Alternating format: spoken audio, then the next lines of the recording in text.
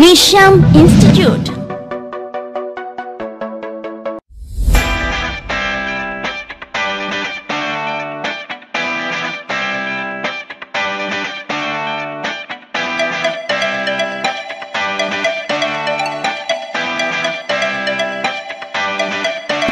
ఉద్యోగం సాధించాలనే విద్యార్థులకు శుభవార్త. 2020-21 ఆంధ్రప్రదేశ్ తెలంగాణలలో పోలీస్ ఉద్యోగం సాధించడం మీ లక్ష్యమా? అయితే ఉభయ తెలుగు రాష్ట్రాల్లో అతి త్వరలో ఎస్ఐ మరియు కానిస్టేబుల్స్ నోటిఫికేషన్స్ వెలువడుతున్నాయి. ప్రస్తుతం కరోనా పరిస్థితుల్లో కోచింగ్ సెంటర్లు తెరుచుకోవటం కష్టసాధ్యం కావచ్చు. కాబట్టి చాలా మంది విద్యార్థులు ఎలా ప్రిపేర్ కావాలనే సందిగ్ధతలో ఉన్నారు.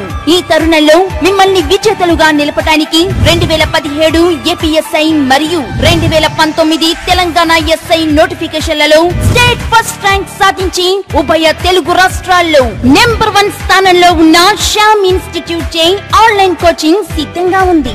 ఆఫ్లైన్ క్లాసులకు దీటుగా ఆన్లైన్ క్లాసులను అతి తక్కువ ఫీజుతో తెలుగు మరియు ఇంగ్లీష్ మీడియంలలో అందిస్తోంది. ఇంకెందుకు ఆలస్యం? ఆన్లైన్ కోచింగ్ లో చేరి ఎస్ఐ కానిస్టేబుల్ కావాలనే మీ ఆశయాన్ని సాకారం చేసుకోండి. ఆంధ్రప్రదేశ్ మరియు తెలంగాణ విద్యార్థులకు ఆన్లైన్ క్లాసులు జరుగుతున్నవి.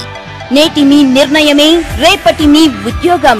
మా ఆన్లైన్ కోచింగ్ ప్రత్యేకతలు: నిష్ణాతులైన అధ్యాపకులచే క్లాసుల నిర్వహణ, ప్రతిరోజు 4 గంటలు arithmetic, reasoning and general studies బోధన, ప్రతిరోజు డైలీ టెస్టులు, ప్రతి ఆదివారం వీక్లీ టెస్టులు మరియు కోచింగ్ పూర్తయిన తరువాత మోడల్ టెస్ట్ల నిర్వహణ. ప్రతి విద్యార్థికి పూర్తి స్థాయి స్టడీ మెటీరియల్ ఇంటి వద్దకే పంపబడును. మీ విజయమే శ్యామ్ ఇన్స్టిట్యూట్ లక్ష్యం. పూర్తి వివరాలకు సంప్రదించవలసిన నెంబర్లు 9848256254 మరియు 9848136254. 13,000 మంది నిరుద్యోగుల జీవితాల్లో వెలుగులు నింపడంలో శ్యామ్ ఇన్స్టిట్యూట్ కృషి అభినందనీయమని, నిరుద్యోగులను ఉద్యోగులుగా తీర్చిదిద్దిన శ్యామ్ ఇన్స్టిట్యూట్ కాకినాడలో ఉండటం మన అదృష్టమని, నిరుద్యోగులకు శ్యామ్ ఇన్స్టిట్యూట్ వరంగా ఉందని రాష్ట్ర వ్యవసాయ శాఖ మంత్రి కురసాల కన్నబాబు అన్నారు. ప్రభుత్వ పోటీ పరీక్షలకు పోటీ పడుతున్న పేద విద్యార్థులకు కాకినాడలోని శ్యామ్ ఇన్స్టిట్యూట్ విశేష సేవలందిస్తుందని కొనియాడారు. ఈ 22 మంది పేద యువతులకు శ్యామ్ ఇన్స్టిట్యూట్ అధినేత శ్యామ్ అందించిన స్టడీ మెటీరియల్స్ ను మంత్రి కన్నబాబు చేతుల మీదుగా పంపిణీ చేశారు. ఈ సందర్భంగా పేద విద్యార్థులకు ఉచితంగా సేవలందిస్తున్న శ్యామ్ ను మంత్రి కన్నబాబు అభినందించారు. ఇక్కడ స్థానికంగా ఉన్న గ్రామీణ యువతకు, ప్రత్యేకించి అమ్మాయిలకి, విద్యార్థులకు కూడా శ్యామ్ ఇన్స్టిట్యూట్లో ట్రైనింగ్ అవ్వడం కోసం అని చెప్పి ఈ స్టడీ మెటీరియల్స్ని ఈరోజు ఉచితంగా ఇవ్వడం జరిగింది. నా చేతుల మీద వీళ్ళు శ్యామ్ గారు, అదేవిధంగా మన సిఐ గారు గోవిందరాజు గారు, వీళ్ళందరూ కూడా కలిసి ఇప్పించారు. శ్యామ్ ఇన్స్టిట్యూట్ అనేది కాకినాడ ఉండడం కాకినాడకి చాలా ఒక గొప్ప వరంగా నేను భావిస్తాను. దాదాపు 13,000 మంది విద్యార్థులు ఇక్కడ చదువుకున్న వారు సెలెక్ట్ అయ్యారు ఇప్పటివరకు పోలీసు ఉద్యోగాలకి. 80,000 మంది, 1,00,000 మంది కానిస్టేబుల్ ఉంటే 10% ఇవాళ ఇక్కడ చదువుకున్న విద్యార్థులే డిపార్ట్మెంట్లో ఉద్యోగాలు చేస్తున్నారు. మంచి ఇన్స్టిట్యూట్, ఇంకా ఇది అభివృద్ధి చెందాలని చెప్పి మనస్ఫూర్తిగా కోరుకుంటూ all the best. Welcome to Shyam institute YouTube channel. ఈరోజు నేను రావడానికి ప్రధాన కారణం ఏంటంటే 2021 ఎస్ఐ కానిస్టేబుల్ నోటిఫికేషన్ రాబోతుంది. దాన్ని దృష్టిలో పెట్టుకొని పేపర్ ఏ విధంగా ఉండబోతుంది, గతంలో ఎకానమీ పేపర్ ఏ విధంగా ఉంది, ఎకానమీలో 2016లో ఎన్ని క్వశ్చన్లు వచ్చాయి, 2018లో ఎన్ని క్వశ్చన్లు వచ్చాయి, ఈ రెండింటిని ఆధారంగా చేసుకొని 2021 పేపరు ఏ విధంగా ఉండబోతుంది అని విద్యార్థులకు తెలియజేయడానికి శ్యామ్ ఇన్స్టిట్యూట్ ఒక అవకాశం కల్పించింది. దీన్ని సద్వినియోగంగా మీరు వినియోగించగలరు. శ్యామ్ ఇన్స్టిట్యూట్ ప్రత్యేకత చూస్తే 2017లో స్టేట్ ర్యాంక్ సాధించింది ఏపీలో, 2019లో తెలంగాణలో స్టేట్ ర్యాంక్ సాధించింది. 2001లో ప్రారంభించబడిన శ్యామ్ ఇన్స్టిట్యూట్ ఇప్పటి వరకు 13,000కు పైబడిన పోలీసు ఉద్యోగాలు సాధించిన ఏకైక సంస్థగా మన శ్యామ్ ఇన్స్టిట్యూట్ చెప్పుకోవచ్చు. ఇన్ని ఉద్యోగాలు రావడానికి ప్రధాన కారణాలు ఏంటంటే క్రమశిక్షణతో కూడిన శిక్షణ, డైలీ టెస్టులు, వీక్లీ టెస్టులు, గ్రాండ్ టెస్టులు నిర్వహించబడుతున్న ఏకైక సంస్థ ఏంటంటే శ్యామ్ ఇన్స్టిట్యూట్.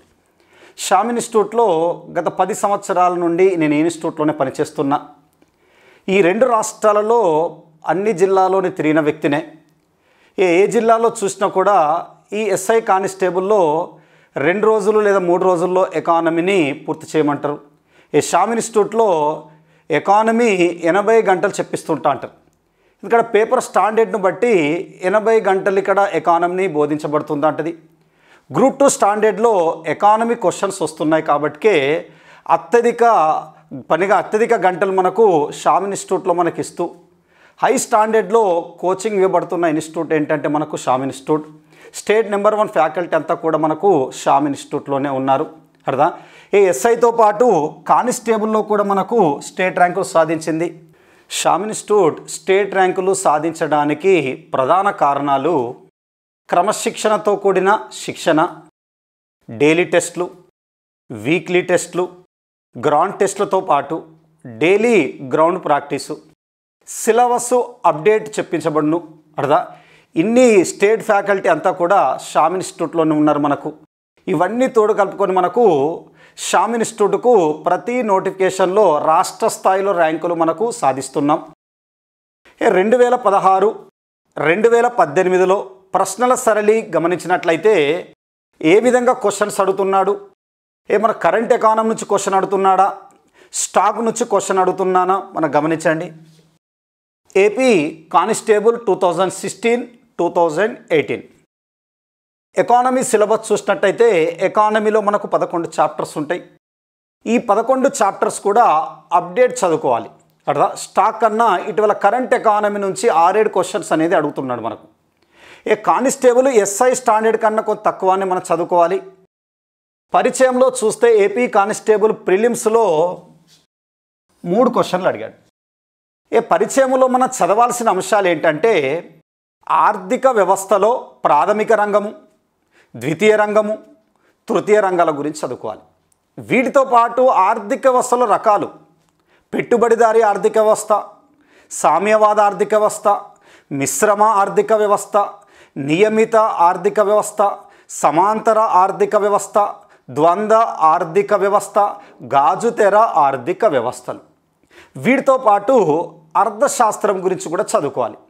అర్థశాస్త్రములో సంపద నిర్వచనము, శ్రేయస్సు నిర్వచనము, కొరత నిర్వచనము, వృద్ధి నిర్వచనాలు, సూక్ష్మ అర్థశాస్త్రము, స్థూల అర్థశాస్త్రాల గురించి పరిచయంలో చదువుకొని అర్థశాస్త్రానికి సంబంధించిన నోబెల్ బహుమతుల గురించి చదువుకోవాలి. ఇది మనకు అర్థశాస్త్రములో పరిచయం మీదకి వెళ్ళి 2016లో 3 క్వశ్చన్స్ అడిగాడు. మెయిన్స్లో 1 క్వశ్చన్ అడిగాడు. 2018లో ప్రిలిమ్స్లో 2 క్వశ్చన్లు, మెయిన్స్లో 1 క్వశ్చన్. అంటే కానిస్టేబుల్లో పరిచయంలోకి వెళ్ళి తప్పనిసరిగా 1, 2, 3 క్వశ్చన్లు అడుగుతున్నాడు కాబట్టి కానిస్టేబుల్ విద్యార్థులు ఇంట్రడక్షన్ టాపిక్ పైన దృష్టి పెట్టాలి. పరిచయం. దీంతోపాటు సెకండ్ చాప్టరు ప్రణాళికలో గమనిస్తే ఏపీ కానిస్టేబుల్ 2016లో క్వశ్చన్ అడగలే, మెయిన్స్లో 1 క్వశ్చన్ అడిగాడు. 2018 ప్రిలిమ్స్లో క్వశ్చన్ అడగలే, మెయిన్స్లో 3 క్వశ్చన్లు అడిగాడు. ప్రణాళికలు మనం ఏ విధంగా చదువుకోవాలంటే స్వతంత్రానికి పూర్వం ఉన్న ప్రణాళికలు చదువుకోవాలి. స్వతంత్రం పూర్వం ఉన్న ప్రణాళికలు అంటే బాంబే ప్రణాళికల గురించి, ప్రజా ప్రణాళికల గురించి, గాంధీ ప్రణాళికల గురించి, మోక్షగుండం విశ్వేశ్వరయ్య ప్రచురించిన గ్రంథం గురించి చదువుకోవాలి. స్వతంత్ర అనంతరం గురించి చదువుకోవాలి.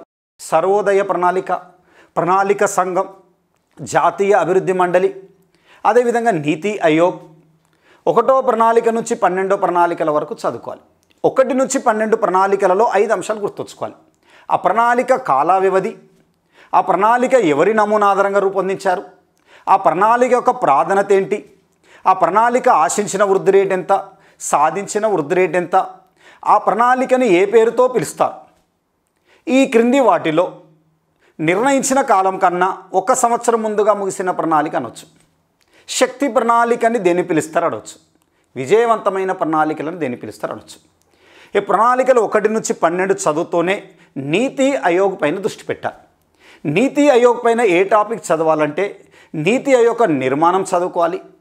నీతి ఆయోగ్ సబ్ గ్రూపులు, ఉపసంఘాలు, 3 ఉపసంఘాల గురించి చదువుకోవాలి. 2 టాస్క్ ఫోర్స్ గురించి మనకు చదువుకోవాలి. గవర్నింగ్ కౌన్సిల్స్ కోసం మనం చదువుకోవాలి. ఇది మనకు ప్రణాళికలతో పాటు ప్రణాళిక సంఘం, నీతి ఆయోగ్ పైన మనం ఫోకస్ చేయాలి. మూడో చాప్టర్ మనకు పావర్టీ అండ్ ఎంప్లాయ్మెంట్. పేదరికము, నిరుద్యోగం గురించి కానిస్టేబుల్లో మనకు ఇప్పటి వరకు అడగలేడని దీన్ని వదిలేయొద్దు. పేదరికము, నిరుద్యోగం అనేది చాలా ఇంపార్టెంట్ టాపిక్స్. భారతదేశంలో ప్రజలు ఎదుర్కొంటున్న అతిపెద్ద సమస్య ఏంటంటే మనకు పేదరికము. భారతదేశంలో నిరుద్యోగులందరూ కూడా మనకు ఎగ్జామ్స్ రాస్తున్నారు కాబట్టి నిరుద్యోగం గురించి కూడా అడగడానికి ఛాన్సెస్ ఉంటుంది. 2016, 2018లో అడగలేడని దాన్ని వదిలేయొద్దు. పేదరికం గురించి, పేదరికపు అంచనాల మీదకి వెళ్ళి చదువుకోవాలి.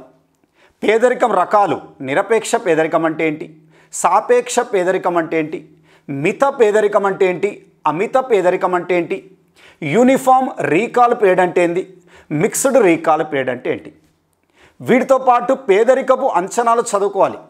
దండేకర్ రాత్ అంచనాలు ఏ విధంగా ఉన్నాయి, మినువాస్ అంచనాలు ఏ విధంగా ఉన్నాయి, పీడి ఓజా అంచనాలు ఏ విధంగా ఉన్నాయి, సక్సేనా అంచనాలు ఏ విధంగా ఉన్నాయి, సురేష్ టెండూల్కర్ అంచనాలు ఏ విధంగా ఉన్నాయి, ఎన్ఎస్ఎస్ఓ అంచనాలు ఏ విధంగా ఉన్నాయి, రంగరాజన్ అంచనాలు ఏ విధంగా ఉన్నాయి, లగడావాలా నివేదికలు ఏమున్నాయి. వీటితో పాటు పేదరికం కొలమానాలు చదువుకోవాలి. హెడ్ కౌంట్ రేషియో అంటే ఏంటి, పి ఇండెక్స్ అంటే ఏంటి, పావర్టీ గ్యాప్ ఇండెక్స్ అంటే ఏంటి, గినీ ఇండెక్స్ అంటే ఏంటి, పేదరికం పెరగడానికి ప్రధాన కారణాలు ఏంటి, దీన్ని తగ్గించడానికి ప్రభుత్వం తీసుకుంటే చర్యలు ఏంటి. ఇది పేదరికం. నిరుద్యోగానికి సంబంధించిన రకాలు మీదకెళ్ళి చదువుకోవాలి. అభివృద్ధి చెందిన దేశాల్లో ఏ నిరుద్యోగాలు ఉంటాయి, చెందుతున్న దేశాల్లో ఏ నిరుద్యోగాలు ఉంటాయి, గ్రామీణ ప్రాంతంలో ఏ నిరుద్యోగం ఉంటుంది, పట్టణ ప్రాంతంలో ఏ నిరుద్యోగం ఉంటుంది, వ్యవసాయ రంగంలో ఉండే నిరుద్యోగాలు ఏంటి, నిరుద్యోగాన్ని ఏ విధంగా లెక్కిస్తారు, భారతదేశంలో నిరుద్యోగ రేటు ఎంత ఉందనేది ఇక్కడ చదువుకోవాలి. అదేవిధంగా 4వ చాప్టర్ ఇండియన్ ట్యాక్సెస్. భారతదేశంలో పన్నుల వ్యవస్థలో 2016 ప్రిలిమ్స్లో ఒక క్వశ్చన్ అడిగాడు, 2018 ప్రిలిమ్స్లో ఒక క్వశ్చన్ అడిగాడు. భారతదేశంలో పన్నుల వ్యవస్థలో ఇంపార్టెంట్ ఏంటంటే జిఎస్టీ గురించి చదువుకోవాలి, గూడ్స్ అండ్ సర్వీస్ ట్యాక్స్. తర్వాత ఫినాన్స్ కమిషన్ గురించి చదువుకోవాలి, ఆర్థిక సంఘం. జిఎస్టీ గురించి మనం ఏమేమి టాపిక్ చదువుకోవాలంటే, జిఎస్టీ అమల్లోకి వచ్చిన తర్వాత రాజ్యాంగంలో కొత్తగా చేర్చబడిన ఆర్టికల్స్ గురించి చదువుకోవాలి. 246 సెక్షన్ ఏ ఆర్టికల్ ఏం చెప్తుంది, 279 సెక్షన్ ఆర్టికల్ ఏం చెప్తుంది, 269 సెక్షన్ ఏ ఆర్టికల్ ఏం చెప్తుంది. అంటే 3 ఆర్టికల్స్ గురించి చదువుకోవాలి. సిజిఎస్టీ అంటే ఏంది, ఎస్జిఎస్టీ అంటే ఏంది, ఐజిఎస్టీ అంటే ఏంటి అర్థం. అంటే మనకు జిఎస్టీ ద్వారా మనకి ఎంత ఆదాయం వస్తుంది, 2019-20లో జిఎస్టీ వసూళ్ళు ఎంత అని అడగవచ్చు.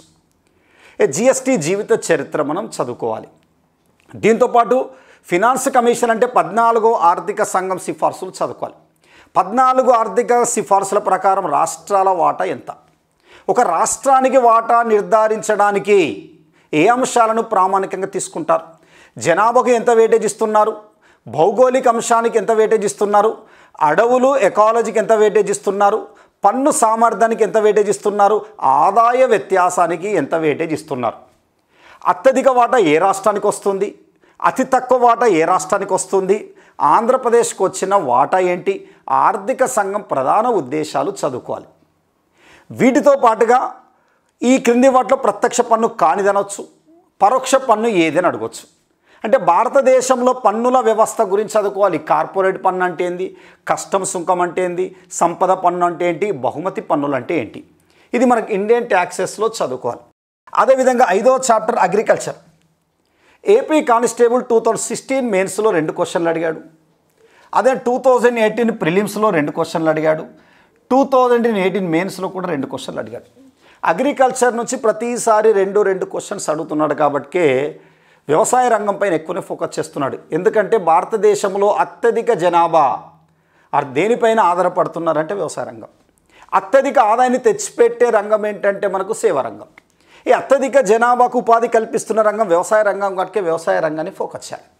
వ్యవసాయ రంగంలో ఏరియా నుంచి క్వశ్చన్స్ అడుగుతున్నాడంటే హరిత విప్లవం గురించి చదువుకోవాలి, భారతదేశంలో భూ సంస్కరణ గురించి చదువుకోవాలి, వ్యవసాయ రంగంలో ధరల విధానం గురించి చదువుకోవాలి, వ్యవసాయ రంగంలో పరపతి విధానం ఏ విధంగా ఉంటుందో చదువుకోవాలి, అగ్రికల్చర్ మార్కెటింగ్ సిస్టమ్ ఏ విధంగా ఉంటుందో చదువుకోవాలి, కమతాల గురించి ఇక్కడ చదువుకోవాలి. Next industrial sector. పారిశ్రామిక రంగంలో 2016 ప్రిలిమ్స్లో 2 క్వశ్చన్లు అడిగాడు, 2018 ప్రిలిమ్స్లో 1 క్వశ్చన్ అడిగాడు. పారిశ్రామిక రంగంలో ఏరియా నుంచి క్వశ్చన్స్ ఎక్కువ అడుగుతున్నాడంటే స్పెషల్ ఎకనామిక్ జోన్స్ చదువుకోవాలి, ఎక్స్పోర్ట్ ప్రాసెసింగ్ జోన్ గురించి చదువుకోవాలి, పారిశ్రామిక తీర్మానాలు చదువుకోవాలి, 1948 తీర్మానం చదువుకోవాలి, 1956 తీర్మానం చదువుకోవాలి, 1973 చదువుకోవాలి, 1991. దీనిలో 1991 పైన కొద్దిగా ఫోకస్ చేయాలి ఎక్కువగా. అంటే పారిశ్రామిక తీర్మానంతో పాటు నవరత్నాలు అంటే ఏంటి, మహారత్నాలు అంటే ఏంటి, మినిరత్నాలు అంటే ఏంటి, వీటి గురించి చదువుకోవాలి. ఇది మనకు ఇండస్ట్రియల్ సెక్టర్లో చూసుకోవాలి. భారతదేశంలో బ్యాంకింగ్ వ్యవస్థ, ఇది మోస్ట్ ఇంపార్టెంట్ లెసన్. కానిస్టేబుల్లో కానీ ఎస్ఐలో కానీ 2-3 మార్కులు అడుగుతుంటా అంటాడు. అందుకే 2018 మెయిన్స్లో మనకు 3 క్వశ్చన్లు అడిగాడు. అదేవిధంగా ప్రిలిమ్స్లో చూసినట్టయితే 2016లో ఒక క్వశ్చన్ అడిగాడు. భారతదేశంలో బ్యాంకింగ్ వ్యవస్థలు అంటే ఇటీవల బ్యాంకులలో విలీన ప్రక్రియ గురించి చదువుకోవాలి. ప్రభుత్వ రంగంలో ఎన్ని బ్యాంకులు ఉన్నాయి, ప్రైవేట్ రంగ బ్యాంకులు ఎన్ని, విదేశీ బ్యాంకులు ఎన్ని ఉన్నాయి, అర్థం గ్రామీణ బ్యాంకులు ఎన్ని ఉన్నాయి, జాతీయం చేయబడిన బ్యాంకులు ఎన్ని ఉన్నాయి, రెపో రేట్ అంటే ఏంటి, రివర్స్ రెపో రేట్ అంటే ఏంటి, బ్యాంకు రేట్ అంటే ఏంటి, సిఆర్ఆర్ అంటే ఏంటి. అంటే మానిటరీ పాలసీ మీదకి వెళ్ళి క్వశ్చన్స్ అడగడానికి ఛాన్సెస్ ఉంటుంది.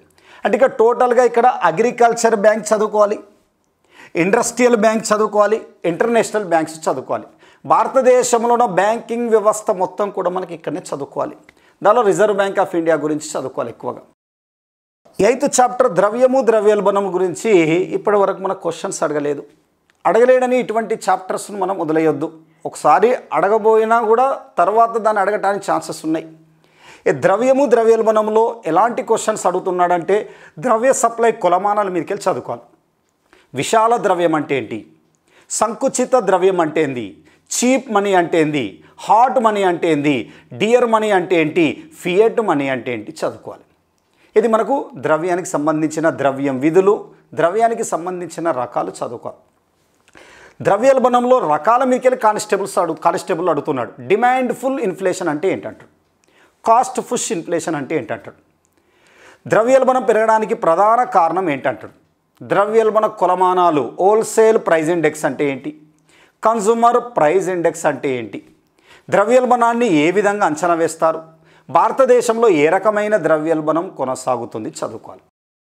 9th chapter national income 2016 prelims తప్ప ప్రతి సందర్భాల్లో ఒక్కొక్క క్వశ్చన్ అడిగాడు. ఈ జాతీయ ఆదాయం నుంచి కానిస్టేబుల్లో బేసిక్స్ మీదకి వెళ్ళి ఎక్కువ అడుగుతున్నాడు. బేసిక్స్ అంటే జాతీయ ఆదాయానికి సంబంధించిన అంచనాల మీదకి వెళ్ళి అడుగుతున్నాడు.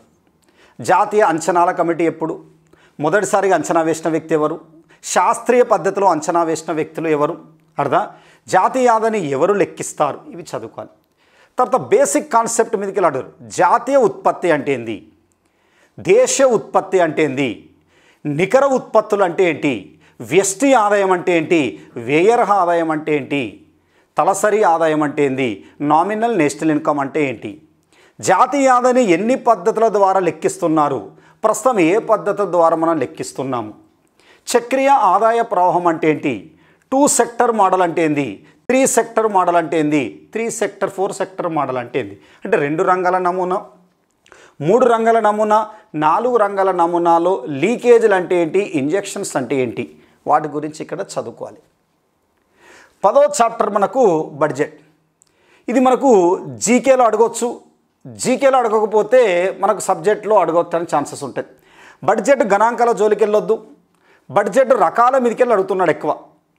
రెవెన్యూ రాబడి అంటే ఏంటి, మూలధన రాబడి అంటే ఏంది, రెవెన్యూ వ్యయం అంటే ఏంది, మూలధన వ్యయం అంటే ఏంది, కోశా లోటు అంటే ఏంది, ప్రాథమిక లోటు అంటే ఏంది, బడ్జెట్ లోటుకు లోటు బడ్జెట్కు తేడా ఏంటి, ఎఫ్ఆర్బిఎంఏ చట్టం అంటే ఏంటి, అర్థా సంతులిత బడ్జెట్ అంటే ఏంటి, రైల్వే బడ్జెట్ను ఎప్పుడు వేరు చేశారు, రైల్వే బడ్జెట్ సాధారణ బడ్జెట్లో ఎప్పుడు కలిపేశారు. ఇటువంటి మనకు బేసిక్స్ అనేటి మనకు బడ్జెట్లు ఎక్కువ అడుగుతున్నాడు. గణాంకాల జోలికి మనకు వెళ్ళొద్దు.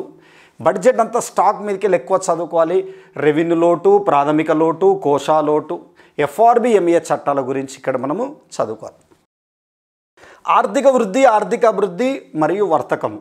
ఇక్కడ ప్రతి సందర్భాలలో మెయిన్స్లో కానీ ప్రిలిమ్స్లో కానీ 2016లో ప్రిలిమ్స్లో అడిగాడు, మెయిన్స్లో అడిగాడు ఒక్కో క్వశ్చన్. 2018లో 2 క్వశ్చన్స్ అడిగాడు. ఎటువంటి క్వశ్చన్స్ అడుగుతున్నాడు ఇక్కడ, ఆర్థిక వృద్ధి, ఆర్థిక అభివృద్ధిలో సూచికలు కొలమానాలు అడుగుతున్నాడు. ఫిజికల్ క్వాలిటీ లైఫ్ ఇండెక్స్, భౌతిక జీవన ప్రమాణ సూచి, హ్యూమన్ డెవలప్మెంట్ ఇండెక్స్, మానవ అభివృద్ధి సూచి, gender development index, gender empowerment measures, human poverty index, వీటితో పాటుగా ఆర్థిక సూచికలు అంటే ఏంటి, సాంఘిక సూచికలు అంటే ఏంటి, అభివృద్ధి చెందిన దేశాల లక్షణాలు ఏంటి, చెందుతున్న దేశాల లక్షణాలు ఏంటి, ఆర్థిక వృద్ధికి ఆర్థిక అభివృద్ధికి మధ్య తేడా ఏంటి, ఇది మనకు గ్రోత్ అండ్ డెవలప్మెంట్ గురించి మనకు అడుగుతుంటా అంటారు. ఇంకోటి ట్రేడ్ మీదకి వెళ్ళి అడుగుతున్నాడు ఇటీవల. WTO, ఘాట్, IMF, IBRD అర్థా స్టాక్ మార్కెట్ మొదలైన అంశాలన్నీ కూడా మనకు ఇంటర్నేషనల్ ట్రేడ్ అంటే వర్తకంలో చదువుకోవాలి. గతంలో వ్యాపార శేషం అంటే ఏంటన్నాడు, వరల్డ్ ట్రేడ్ ఆర్గనైజేషన్ గురించి అడిగాడు, ప్రపంచ ఆర్థిక వ్యవస్థకు 3వ స్తంభం ఏంటని అడిగాడు. అంటే ట్రేడ్ మీదకి వెళ్ళి కూడా క్వశ్చన్స్ అడుగుతున్నాడు కాబట్టి ఆర్థిక వృద్ధి ఆర్థిక అభివృద్ధి వర్తకం పైన ఫోకస్ చేయాలి. కానిస్టేబుల్లో ఎక్కువగా బ్యాంకింగ్ పైన దృష్టి పెట్టాలి. బ్యాంకింగ్తో పాటు ప్రణాళికలో నీతి ఆయోగ్ చదవాలి. ఇండియన్ ట్యాక్సెస్లో GST చదవాలి. GSTతో పాటు ఫినాన్స్ కమిషన్ చదవాలి. ఫినాన్స్ కమిషన్తో పాటుగా బ్లాక్ మనీ అంటే ఏంటి, డిమానిటైజేషన్ అంటే ఏంటి, నోట్లను ఇప్పటివరకు ఎన్నిసార్లు రద్దు చేశారు, రద్దు చేయడానికి ప్రధాన కారణం ఏంటి, బ్లాక్ మనీని నియంత్రించడానికే ఏం చేస్తున్నామంటే డిమానిటైజేషన్ చేస్తున్నాం. అంటే బ్లాక్ మనీ వలన లాభాలేంటి, ఈ డిమానిటైజేషన్ వలన మనకు లాభాలేంటి నష్టాలేంటి అర్థా, ఇటువంటి వాళ్ళ లాభ నష్టాలన్నీ కూడా ఇక్కడ చదువుకోవాలి. ఇది మనకు ఏపీ కానిస్టేబుల్లో చూస్తున్నట్టయితే మనకు 2016 ప్రిలిమ్స్లో 8 క్వశ్చన్లు అడిగాడు, మెయిన్స్లో 6 క్వశ్చన్లు అడిగాడు. 2018లో ప్రిలిమ్స్లో 9 క్వశ్చన్లు అడిగాడు, మెయిన్స్లో 12 క్వశ్చన్లు అడిగాడు. రాబోయే 2021 నోటిఫికేషన్లో ప్రిలిమ్స్లో 10 క్వశ్చన్ల వరకు రావచ్చు, మెయిన్స్లో 10 నుంచి 12 క్వశ్చన్ల వరకు రావచ్చు. ప్రశ్నల సరళి మనం గమనించినట్లయితే గతంలో ఏ విధంగా క్వశ్చన్స్ వచ్చినాయంటే APSI గమనించినట్లయితే పరిచయంలో APSI ప్రిలిమ్స్ నుంచి ఏం క్వశ్చన్స్ అడగలే. 2016 మెయిన్స్లో మనకు ఒక క్వశ్చన్ అడిగాడు. పరిచయంలో మనకి ఇంతకుముందు చెప్పినట్టు కానిస్టేబుల్ లాగా ఇక్కడ కూడా వేటి మీదకి వెళ్ళి అడుగుతున్నాడు అంటే క్వశ్చన్స్ సేమ్ ప్రాథమిక రంగము, ద్వితీయ రంగము, తృతీయ రంగాల మీదకి వెళ్ళి క్వశ్చన్స్ ఏ విధంగా అడుగుతున్నాడంటే భారతదేశంలో ప్రస్తుతం తృతీయ రంగం వాటా ఎంతని అడగవచ్చు, ప్రాథమిక రంగంలో ఉండి ద్వితీయ రంగంలో లేని అంశం అడగవచ్చు, గనుల త్రవ్వకానికి ద్వితీయ రంగం కలిపితే ఏమొస్తుందని అడగవచ్చు, సమాంతర ప్యారలల్ ఎకానమీ అంటే ఏంటని అడగవచ్చు, ద్వంద్వ ఆర్థిక వ్యవస్థ గురించి తెలియచేసింది ఎవరు అడగవచ్చు, గాజు తెర ఆర్థిక వ్యవస్థ గురించి తెలియచేసిన ఆర్థికవేత్తలు అడగవచ్చు. అంటే మనకు పరిచయంలో ఆర్థిక వ్యవస్థ రకాలు, ఆర్థిక వ్యవస్థకు సంబంధించిన ప్రాథమిక రంగం, ద్వితీయ రంగం, తృతీయ రంగాల మీదకి వెళ్ళి అడుగుతున్నాడు. ప్రణాళికలు కొద్దిగా హై స్టాండర్డ్లోనే క్వశ్చన్స్ అడుగుతున్నాడు. 2016లో ప్రిలిమ్స్లో 2 క్వశ్చన్స్ అడిగాడు, మెయిన్స్లో 3 క్వశ్చన్లు అడిగాడు. 2018లో కూడా ప్రిలిమ్స్లో 2 క్వశ్చన్లు అడిగాడు, మెయిన్స్లో 3 క్వశ్చన్లు అడిగాడు. ఇక్కడ హై స్టాండర్డ్ అంటే గ్రూప్ 2 స్టాండర్డ్లో ప్రణాళికలకు క్వశ్చన్లు అడుగుతున్నాడు కాబట్టి ఇక్కడ మీరు ఎక్కువ చదవాల్సింది ఏంటంటే ప్రణాళిక సంఘం 65 సంవత్సరాల తర్వాత దాన్ని రద్దు చేస్తూ నీతి ఆయోగ్ అనే కొత్త వ్యవస్థను ప్రారంభించారు. నీతి ఆయోగ్ చదివేటప్పుడు కరెంట్ ఇష్యూస్ మీదకి చదువుకోవాలి. నీతి ఆయోగ్ విడుదల చేసే సూచికల మీదకి వెళ్ళి అడుగుతుంటా అంటాడు. హెల్త్ ఇండెక్స్ అంటే ఏంటి, ఎడ్యుకేషన్ ఇండెక్స్ అంటే ఏంటి, ఇన్నోవేషన్ ఇండెక్స్ అంటే ఏంటి, SDG సస్టైనబుల్ డెవలప్మెంట్ గోల్ అంటే ఏంటి, ఎనర్జీ ఇండెక్స్ అంటే ఏంటి. అంటే మనకు హెల్త్ ఇండెక్స్ గురించి చదువుకోవాలి, ఎడ్యుకేషన్ ఇండెక్స్ గురించి చదువుకోవాలి, వాటర్ మేనేజ్మెంట్ ఇండెక్స్ గురించి చదువుకోవాలి, స్టేట్ ఎనర్జీ ఇండెక్స్ గురించి చదువుకోవాలి, సస్టైనబుల్ డెవలప్మెంట్ గోల్ గురించి చదువుకోవాలి. నీతి ఆయోగ్ ఏర్పాటు చేసిన 3 ఉపసంఘాల గురించి చదువుకోవాలి. అర్థా కేంద్ర ప్రయోజిత పథకాల గురించి, స్వచ్ఛ భారత్ గురించి, స్కిల్ డెవలప్మెంట్ గురించి చదువుకోవాలి. 2 టాస్క్ ఫోర్స్, అగ్రికల్చర్ గురించి ఒకటి, పావర్టీ ఒకటి. నీతి ఆయోగ్ 3 వింగ్స్ ఏర్పాటు చేసింది, వాటి గురించి కూడా మనం చదువుకోవాలి. టీమ్ ఇండియా విభాగం అంటే ఏంటి, రీసెర్చ్ వింగ్ అంటే ఏంటి, కన్సల్టేషన్ వింగ్ అంటే ఏంటి. నీతి ఆయోగ్ నిర్మాణం, దాని స్ట్రక్చర్స్ గురించి చదువుకోవాలి. అదా మొదటి 3 సంవత్సరాల ప్రణాళిక గురించి చదువుకోవాలి. అర్థా అజెండా ప్లాన్ అంటే ఏంటి, విజన్ ప్లాన్ అంటే ఏంది, స్ట్రాటజీ ప్లాన్ అంటే ఏంది. అంటే మొదటి 3 సంవత్సరాల ప్రణాళిక, 7 సంవత్సరాల ప్రణాళిక, 15 సంవత్సరాల దీర్ఘకాలిక ప్రణాళికల గురించి చదువుకోవాలి. అదేవిధంగా గవర్నింగ్ కౌన్సిల్స్ కోసం మనకు చదువుకోవాలి. అర్థా నీతి ఆయోగ్ నిర్మాణంలో అధ్యక్షుడు, ఉపాధ్యక్షుడు, వీటికన్నా నీతి ఆయోగ్ విడుదల చేసే నివేదికల సూచికలు చదువుకోవాలి. నీతి ఆయోగ్ గవర్నింగ్ కౌన్సిల్ చదువుకోవాలి.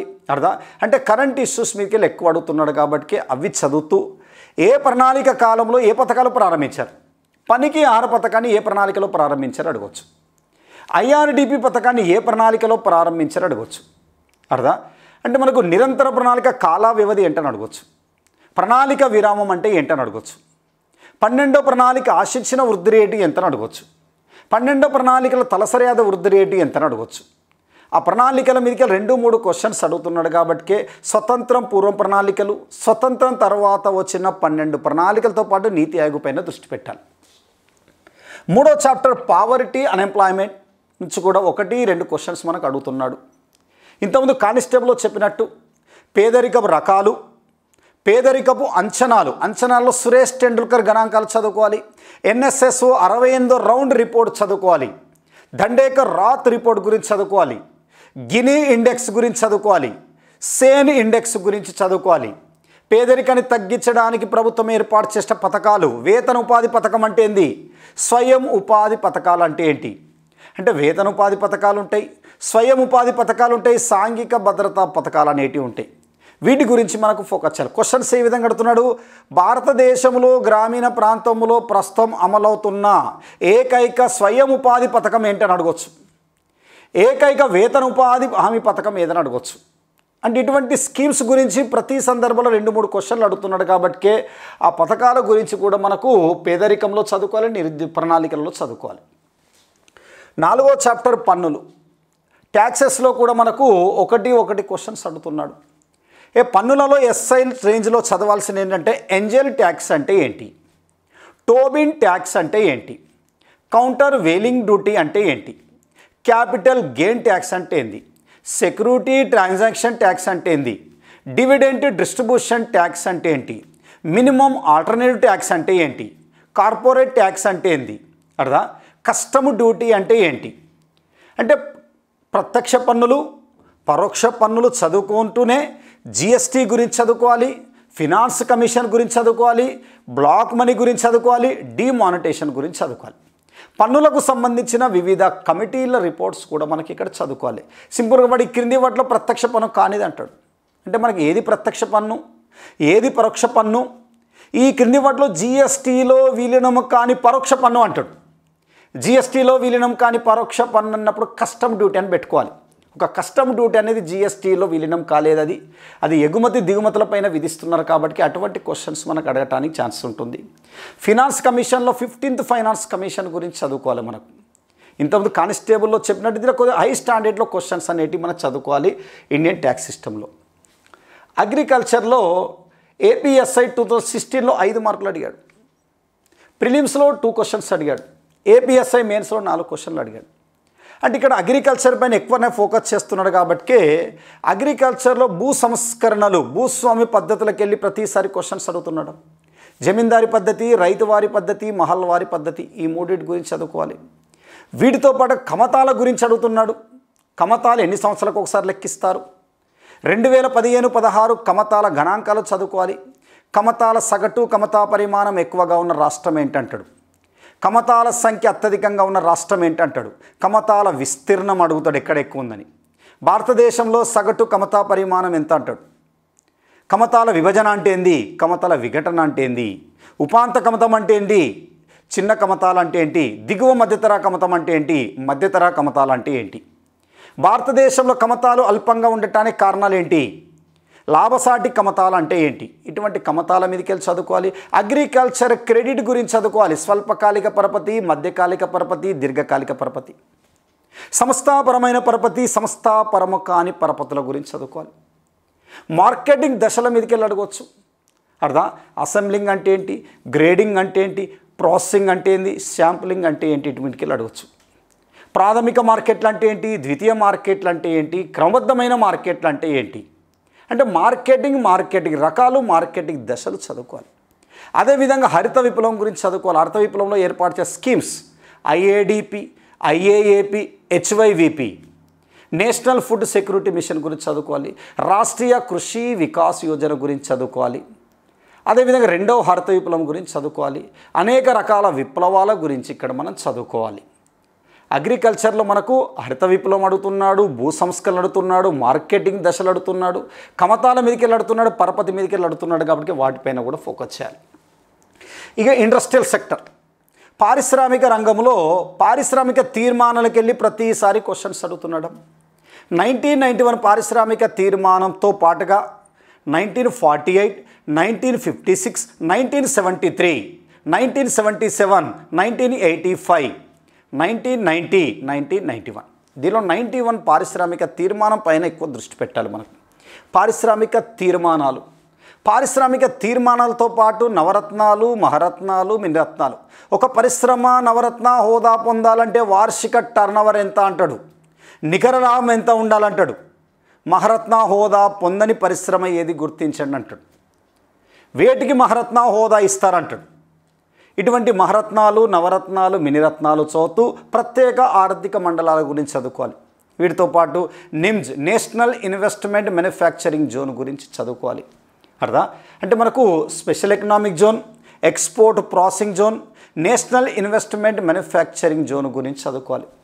కైలా పడిన పరిశ్రమల గురించి మనము చదువుకోవాలి. వీటిపైన ఎక్కువ 1-2 క్వశ్చన్స్ అనేవి అడుగుతున్నాడు. తర్వాత భారతదేశంలో బ్యాంకింగ్ వ్యవస్థ నుంచి కూడా ఏపీఎస్ఐ 2018లో 4 క్వశ్చన్లు అడిగాడు. భారతదేశంలో ఓవరాల్గా ఉన్న బ్యాంకుల గురించి చదువుకోవాలి. మోడీ అధికారంలోకి వచ్చిన తర్వాత ఎన్ని సందర్భాల్లో బ్యాంకులలో విలీన ప్రక్రియ జరిగింది, జాతీయము చేయబడిన బ్యాంకులు ప్రస్తుతం ఎన్నున్నాయి, మొత్తం ఎన్ని బ్యాంకులు జాతీయం చేశారు, ఏ ప్రణాళిక కాలంలో మనకు జాతీయం చేశారు, భారతీయ మహిళా బ్యాంకును ఎస్బీఐలో ఎప్పుడు విలీనం చేశారు. అర్థం అంటే మనకు agriculture banks, industrial banks, international బ్యాంక్స్తో పాటుగా వాణిజ్య బ్యాంకులు, దీంతో పాటు రిజర్వ్ బ్యాంకులో మానిటరీ పాలసీ మీదకి వెళ్ళి అడుగుతున్నాడు. Repo rate, reverse repo rate పెంచితే ద్రవ్యోల్బణం డాష్, ధరలు పెరుగుతాయా తగ్గుతాయా. ద్రవ్యోల్బణ కాలంలో సిఆర్ఆర్ డాష్ అంటాడు. అంటే మానిటరీ పాలసీ మీదకి వెళ్ళి మొత్తం చదువుకోవాలి. Repo rate, reverse repo rate, bank rate, MSF, CRR, SLR వీటిపైన దృష్టి పెట్టాలి. వాటి మీదకి వెళ్ళి గతంలో అడిగినట్టు అడుగుతలేడు. రెపో రేట్ అనేది ఎవరు నిర్ణయిస్తారు, ఎవరు వసూలు చేస్తారు, ఎవరు చెల్లిస్తారు. రెపో రేట్ వలన ద్రవ్య ప్రవాహం ఎక్కడి నుండి ఎక్కడికి వెళ్తుంది, వాణిజ్య బ్యాంకుల నుంచి ఆర్బీఐకి వెళ్తుందా, ఆర్బీఐ నుంచి వాణిజ్య బ్యాంకులకు వెళ్తుందా అడుగుతుంటా అంటాడు. అంటే భారతదేశంలో బ్యాంకింగ్ సిస్టమ్ మొత్తం చదువుకోవాలి. ప్రస్తుతం ప్రభుత్వ రంగంలో ఎన్ని బ్యాంకులు ఉన్నాయి, దానిలో లేనిది గుర్తించండి అంటాడు. ప్రభుత్వ రంగ బ్యాంకులు అంటే ఏంటని గుర్తించవచ్చు. కొన్ని సందర్భాల్లో వాడు హెడ్ క్వార్టర్ ఎక్కడ ఉందో అడగవచ్చు. ఇది బ్యాంకింగ్ వ్యవస్థ. అదే ద్రవ్యోల్బణంలో ఎస్ఐలో 2016 మెయిన్స్లో అడిగాడు ఒకటి, 2018 మెయిన్స్లో కూడా అడిగాడు. ఇక్కడ ద్రవ్య కులమానాల మీదకి వెళ్ళి అడుగుతున్నాడు. ద్రవ్య సప్లై కులమానాలు. ఒకసారి గ్రేషం సూత్రం అడిగాడు. ప్రామాణిక నాణ్యాలు అంటే ఏంది, కృతిక నాణ్యాలు అంటే ఏంది, పరివర్తనీయ ద్రవ్యం అంటే ఏంది, అపరివర్తనీయ ద్రవ్యం అంటే ఏంటి, ద్రవ్యం యొక్క ప్రాథమిక విధులు, ద్వితీయ విధులు, ఇతర విధులు అది చదువుకోవాలి.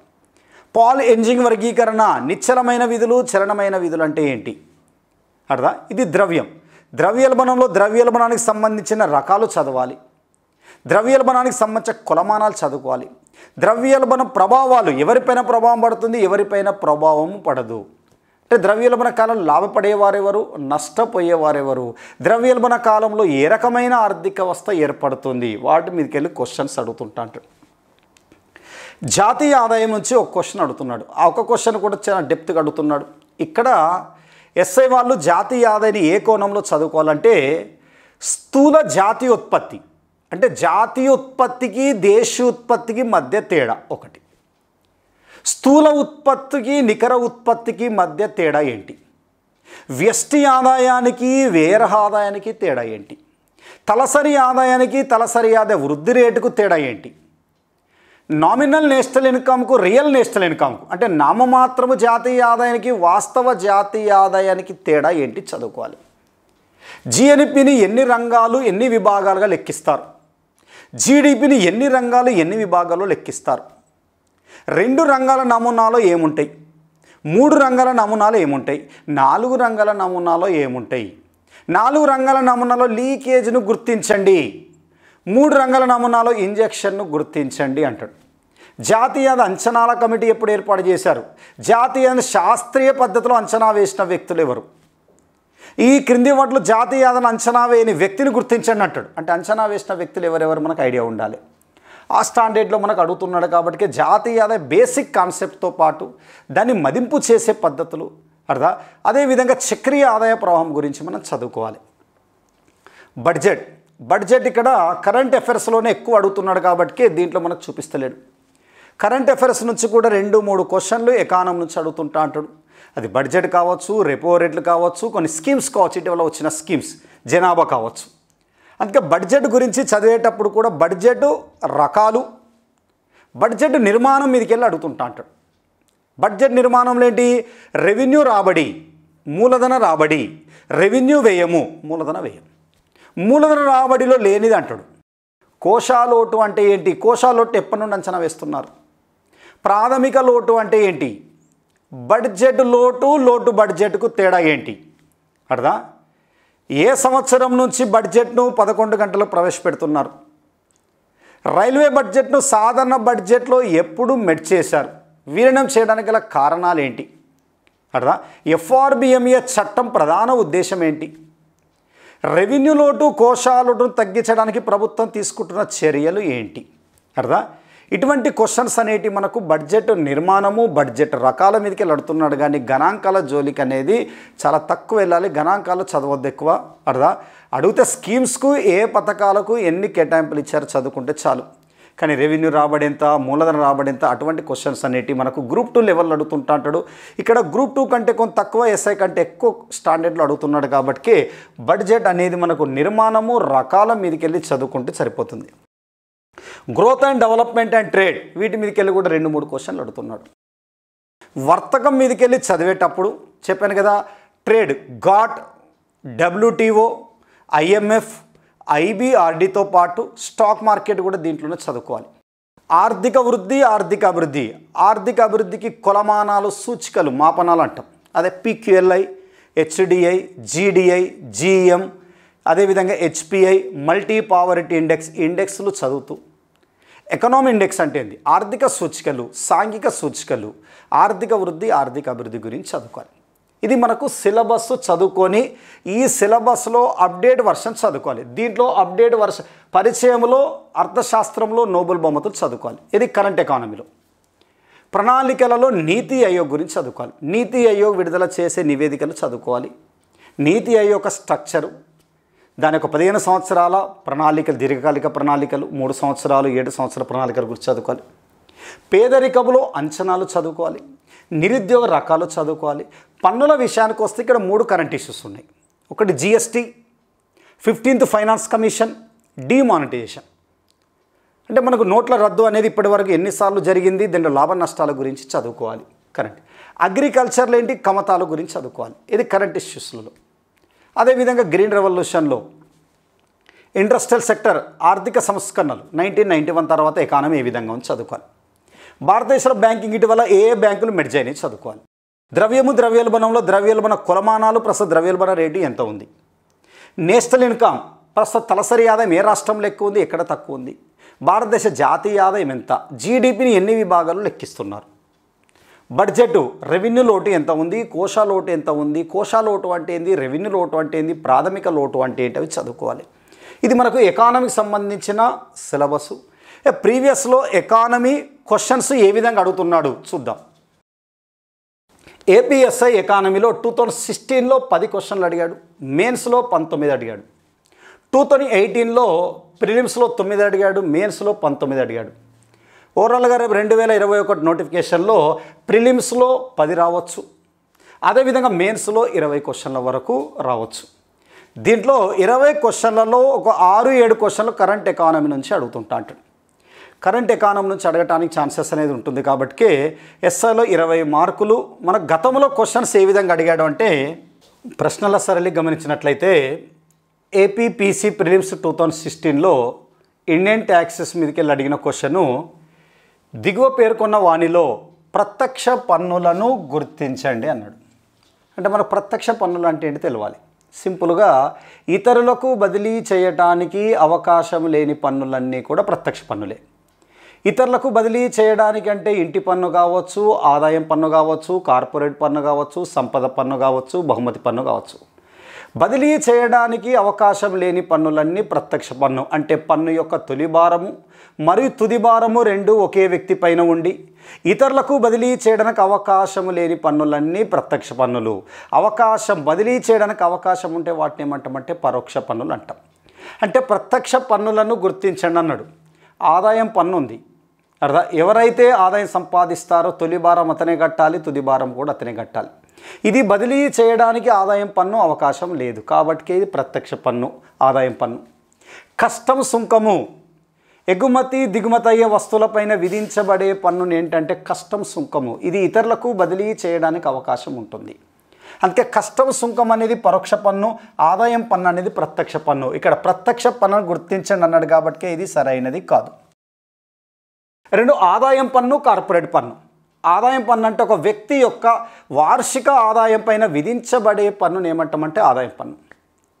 భారతదేశంలో ఆదాయం పన్నును 1860లో ప్రారంభించారు, 65లో రద్దు చేశారు, 1886 నుండి శాశ్వత పన్నుగా అమల్లోకి వచ్చింది. ఆదాయం పన్నును తాత్కాలిక పన్నుగా 60లో ప్రారంభించారు, 65లో రద్దు చేశారు, శాశ్వత పన్నుగా 86 నుంచి ఈ రోజు వరకు అమల్లో ఉంది.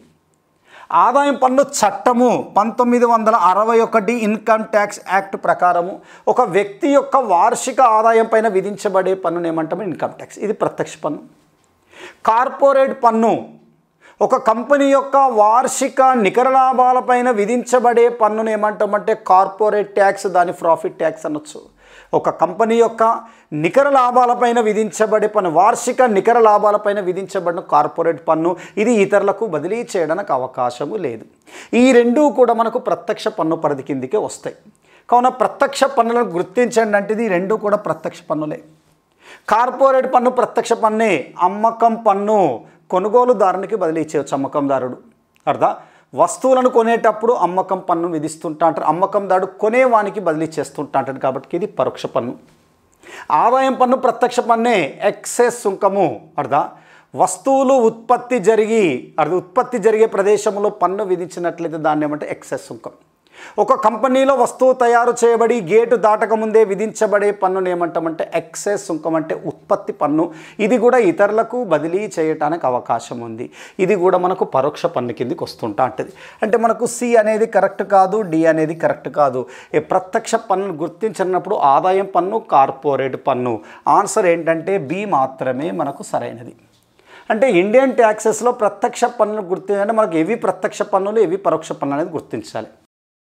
2 ఈ క్రింది వాణిని జతపరచండి అని ఏపీఎస్ఐ మెయిన్స్ 2016లో అడిగిన క్వశ్చన్. అంటే ప్రణాళికలకు వెళ్ళి పథకాల మీదకి వెళ్ళి క్వశ్చన్స్ అడిగాడు. జతపరచండి అన్నప్పుడు ఐఏడిపి గురించి అడిగాడు. ఐఏడిపి అంటే ఇంటెన్సివ్ అగ్రికల్చర్ డిస్ట్రిక్ట్ ప్రోగ్రామ్, సాంద్ర వ్యవసాయ జిల్లాల కార్యక్రమాన్ని ప్రయోగాత్మకంగా 7 రాష్ట్రాలు 7 జిల్లాలలో ప్రారంభించారు. ఇది ఫోర్డ్ ఫౌండేషన్ టీమ్ సూచనల మేరకు 1960-61లో ప్రయోగాత్మకంగా ఆధునిక పద్ధతి ద్వారా వ్యవసాయం చేయడానికి 7 రాష్ట్రాలు 7 జిల్లాలు దీన్ని ప్రారంభించారు. ఏపీ నుండి పశ్చిమ గోదావరి జిల్లాను ఎంపిక చేశారు. ఐఏడిపిని 60-61లో దాన్ని ప్రారంభించారు. 60-61 అంటే ఏ ప్రణాళికలో వస్తుందంటే మనకు రెండవ ప్రణాళికలో వస్తుంది. ఈ రెండవ ప్రణాళిక అనేది మనకు ఆన్సర్లో ఎక్కడ కనబడతలేదు. రెండో ప్రణాళికలో కనబడతలేదు కాబట్టి అది ఏమవుతుంది మనకు మూడో ప్రణాళిక కావచ్చు. మూడో ప్రణాళిక అంటే ఇంటర్మీడియట్ తెలుగు అకాడమీ బుక్లో ఐఏడిపిని 1964లో ప్రారంభించారు ఉంటుంది. ఇంటర్మీడియట్ సెకండ్ ఇయర్ తెలుగు అకాడమీలో ఐఏడిపిని 1964లో ప్రారంభించారు ఉంటుంది కాబట్టి దాన్ని బేస్ చేసుకొని వాడు మూడో ప్రణాళిక కింద మనం ట్రీట్ చేశాడు. అందుకే ఐఏడిపి అనేది ఎక్కడికి వస్తుందంటే మనకు మూడవ ప్రణాళికలో స్టార్ట్ అవుతుంది. అంటే మొదటిది సెకండ్. రెండోది ఎంఎన్పి మినిమం నీడ్స్ ప్రోగ్రామ్, కనీస అవసరాల కార్యక్రమం. పేదరికాన్ని తగ్గించడానికి ప్రభుత్వము 5వ ప్రణాళిక కాలంలో మినిమం నీడ్స్ ప్రోగ్రామ్ కార్యక్రమాన్ని 1974లో ప్రారంభించారు. కనీస అవసరాల కార్యక్రమం. ఎందుకంటే పేదరికాన్ని తగ్గించడానికి ఎక్కువగా కృషి చేసిన ప్రణాళిక అంటే 5. పేదరికాన్ని తగ్గించడానికి గరీబీ హఠావో నినాదం ఇచ్చింది 4. దాన్ని అమలు చేసింది ఏంటంటే 5వ ప్రణాళిక. Minimum needs programme 1974. ఇది 1974 అంటే ఎక్కడ వస్తుందంటే మనకు 5వ ప్రణాళికలో మనకు వస్తుంటా అంటే 4. IRDP integrated rural development programme, సమీకృత గ్రామీణ అభివృద్ధి కార్యక్రమాన్ని ప్రయోగాత్మకముగా 2300 బ్లాకులలో 1978లో ప్రారంభించారు, అంటే నిరంతర ప్రణాళిక కాలంలో. దేశవ్యాప్తంగా 6వ ప్రణాళిక 1980 అక్టోబర్ 2న 5011 బ్లాకులకు దీన్ని విస్తరించడం జరిగింది. 1980లో 5011 బ్లాకులకు విస్తరించారు కాబట్టి 1980 అంటే మనకు ఎక్కడ వస్తుందంటే మనకు 6వ ప్రణాళికలో మనకు వస్తుంది. ప్రధానమంత్రి గ్రామ సడక్ యోజన, గ్రామీణ ప్రాంతంలో రహదారులను ఏర్పాటు చేయడానికి 1999-2000 సంవత్సరంలో ప్రధానమంత్రి గ్రామ సడక్ యోజన కార్యక్రమాన్ని ప్రారంభించారు. ఇది మనకు 2000 సంవత్సరం కాబట్టి మనకు 9వ ప్రణాళికలో వస్తుంది. 2-4-1-2 అంటే మనకు ఆన్సర్ ఏంటంటే మనకు ప్రధానమంత్రి గ్రామ సడక్ యోజన